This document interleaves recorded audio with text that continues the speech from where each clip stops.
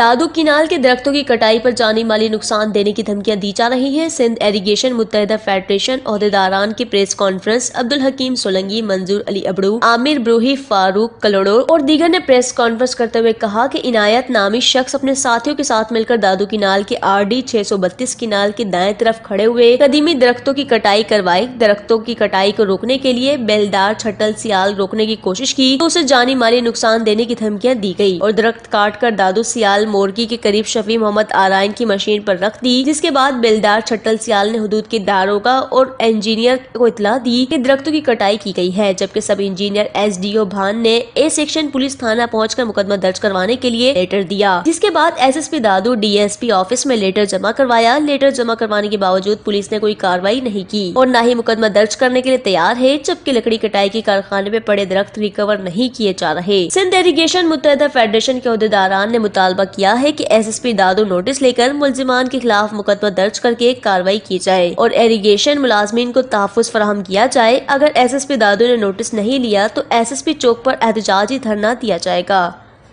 وش news دادو۔